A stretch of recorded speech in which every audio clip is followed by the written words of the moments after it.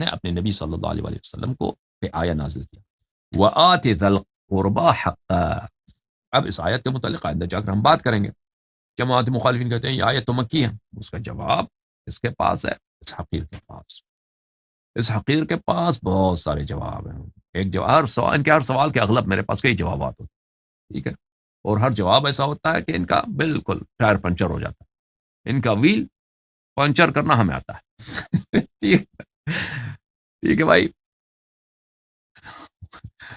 تو آیا نازل ہوئی کہ ہاں ذل قربا کو ان کا حق دے دو. فلم یدری رسول اللہ صلی اللہ علیہ وآلہ وسلم من ہم. رسول پاک صلی اللہ علیہ وآلہ وسلم کو اللہ کی جانب سے علم کی ضرورت تھی کہ مراد کون ہے، کن کو حق دینا ہے. تو جبرائیل سے مراجعہ کیا، جبرائیل نے رب سے مراجعہ کیا. فاوحى اللہ الیہ، پھر اللہ کی جانب سے حکم آیا، رب العزت سے حکم آیا.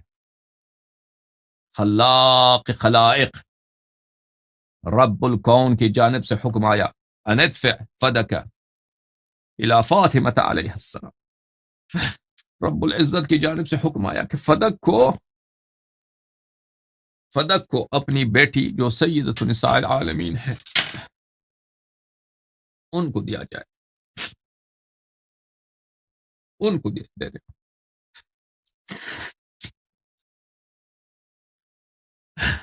اللہ نے حکم دیا. فاوحى اللہ الیہ، اللہ نے وحی کیا. اور یہ صحیح اسانید کے ساتھ میں آپ مخالفین کے کتب سے ثابت کروں انشاءاللہ کہ اللہ نے حکم دیا کہ فدک ام الائمہ ام ابیہا، وہ شخص جس کو رسول پاک صلی اللہ علیہ وسلم نے کہا کہ مسلمانوں یہ میری بظاہر میری بیٹی ہے، لیکن اس کا احترام اس طرح کرنا کہ یہ ام ابیہا، یہ ام الرسول صلی اللہ علیہ وسلم. رسول صلی اللہ علیہ وسلم نے ان کو کیا کنیا دیا تھا؟ کنیا کیا ہے پتہ ہے؟ بی بی سلام اللہ علیہ کا کنیا ام الحسن نہیں ہے، ام الحسین نہیں ہے. کنیا کیا ہے؟ شہید صدیقہ کا کنیا کہاں ہے؟ مسلمانوں کنیا کیا ہے مجھے بتا دینا.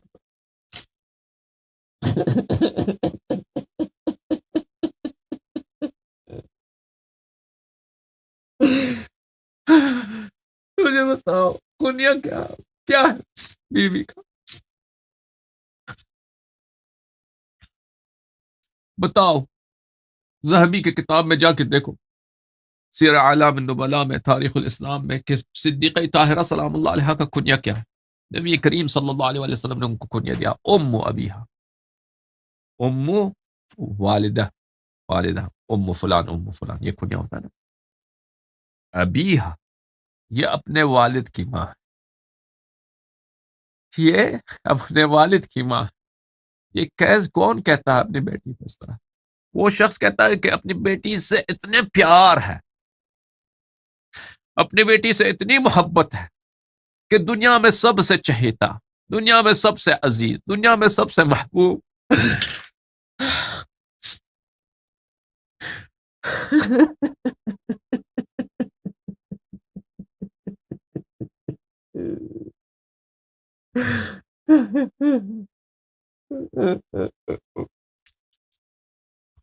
ہاں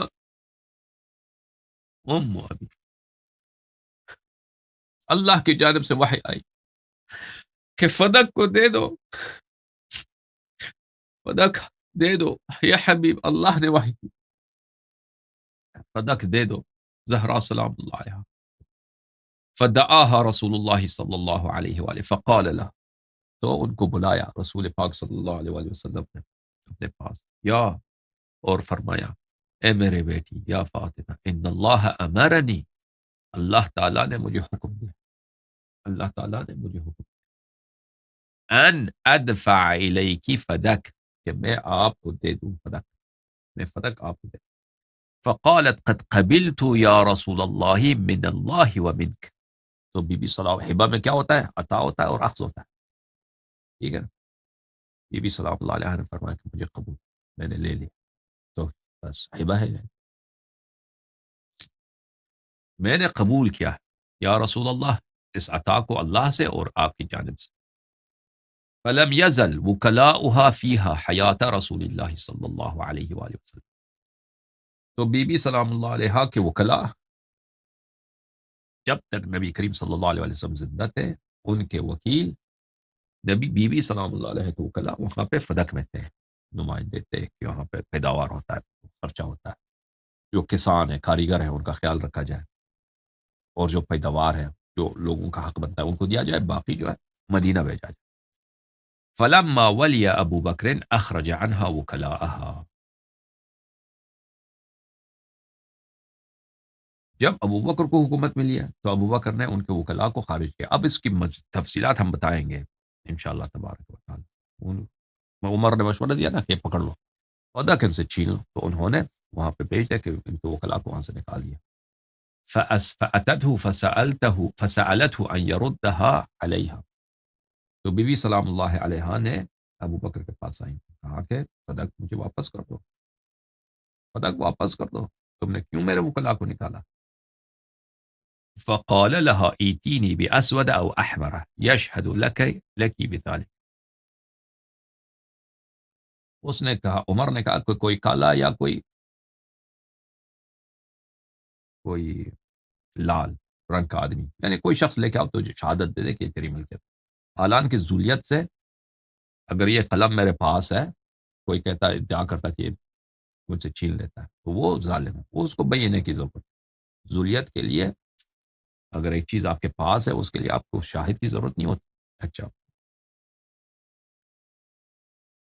تو اب بی بی سلام اللہ علیہ نے امیر المؤمنین علیہ السلام و ام ایمن، امیر المؤمنین علی مع القرآن والقرآن مع علی، ام ایمن جن کی اپنی کتابوں میں موجود ہے کہ ام ایمن امرات من اہل الجنہ، رسول پاک صلی اللہ علیہ وآلہ وسلم نے، ان لوگوں نے مختلف کتب میں روایت کی، من اراد ان يتزوج بامرأة من اہل الجنہ فلیتزوج بام ایمن، رسول اللہ صلی اللہ علیہ وسلم نے فرمایا کہ اگر کوئی شخص چاہتا ہے کہ جنت کی کسی عورت سے شادی کرے تو ام ایمن سے شادی کرے، فتزوجها اسامہ ابن زید، پھر اسامہ نے اس سے شادی کی، پھر فتزوجها زید بن حارثہ، زید بن حارثہ نے ام ایمن سے شادی کی ہے، پھر زید سے اس کی اولاد ہوئی ہے اسامہ، ٹھیک ہے نا، یہ ان کی مختلف کتابوں میں موجود ہے۔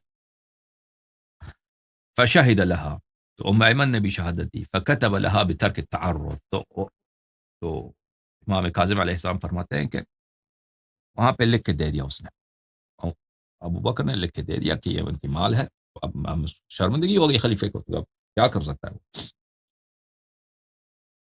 فخرجت والکتاب معها، وہاں سے وہ جب تشریف لائی ہیں تو ان کے پاس وہ لیٹر تھا، فلقیها عمر اسے راستے میں ملا، ما هذا معك یا بنت محمد، لا الہ الا اللہ، لا الہ الا، اس طرح بات کیا جاتا ہے، او فلانے کے بیٹی یہ تمہارے پاس کیا، صلی اللہ علیہ وسلم۔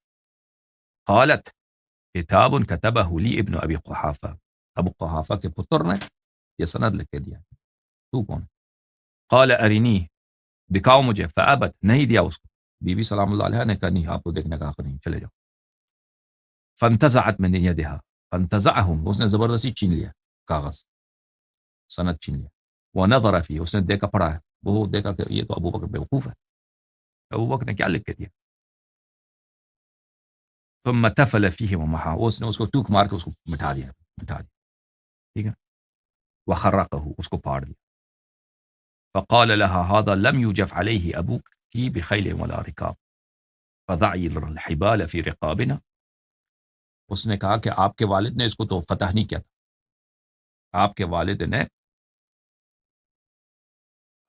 نے کیا اس کو ہمارے لشکروں کے ساتھ فتح نہیں کیا تھا، صحابہ کے لشکر وہاں پہ تھے، یہ تو یہ نہیں ہے، یہ بغیر جو مصالحہ کی نہیں ہے کہ پیغمبر صلی اللہ علیہ وسلم کی ذاتی ملکیت، تو نہیں، یہ فتح ہوئی ہے، یہ اس طرح نہیں ہے، تو کیا آپ چاہتے ہیں کہ ہمیں اپنا غلام بنا دیں، یعنی جتنی پیداوار ہے وہاں پر اگر یہ سب آپ کے پاس آ جائیں، سال میں 100 کلو سونا آتا ہے آپ کے پاس، تو پھر آپ تو پورے مدینے کا مالک آپ لوگ بن جائیں گے، مدینے کے خلافت ہماری ہوگی لیکن بادشاہت آپ کی ہوگی، آپ چاہتے ہیں کہ ہمیں اپنا غلام بنا دیں، عمر نے کہا۔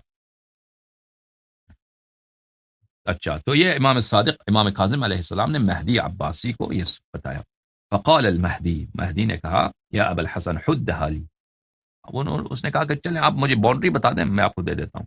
تو بنی عباس کی حکومت تھی مراکش سے لے کر وہ سینٹرل ایشیا تک، سمرقند تک، وہ آگے سمرقند سے بھی آگے، یہاں پر سندھ وغیرہ سب ان کے ہاتھ میں تھا، اتنا بڑا سپر پاور تھے یہ بنی عباس، اس کو مہدی کو کیا فکر ہے، مہدی عباسی کہتے وہ ایک گاؤں ہے، جتنا بھی اس کے پیسہ پیداوار ہو اس کی اب ویلیو کیا، کیونکہ حکومت ان کی بڑھ گئی ہے نا. کہتا ہے آپ بتائیں حد فتق کیا چیز ہے، میں آپ کو دے دیتا ہوں. تو امام علیہ السلام نے فرمایا حد منها جبل احد، انہوں نے فرمایا اس کا ایک باؤنڈری ہے احد، وحد منها عریش مصر، اور دوسرا جو ہے مصر کا جو تخت ہے وہاں تک، وحد منها سیف البحر، وحد منها دومة الجندل، اور ایک باؤنڈری ہے اس کا جو سمندر کا کنارہ ہے. سیف البحر ظاہراً سیف البحر کہاں پڑتا ہے؟ ادھر ارمینیا پڑتا ہے، کیسپین سی ہے، یا مثلا ریڈ سی ہے، اب میرے ذہن میں نہیں ہے. دومة الجندل بھی عرب میں ایک علاقہ ہے، جو بہت وسیع علاقہ ہے. قال كل هذا، اس نے کہا یہ سب ہو سکتا ہے کہ فدق میں ہوں؟ قال نعم هذا كله، امام علیہ السلام نے فرمایا جی ہاں خلیفہ سلامت یہ سب فدق ہے. قال ان هذا كله مما لم يوجف على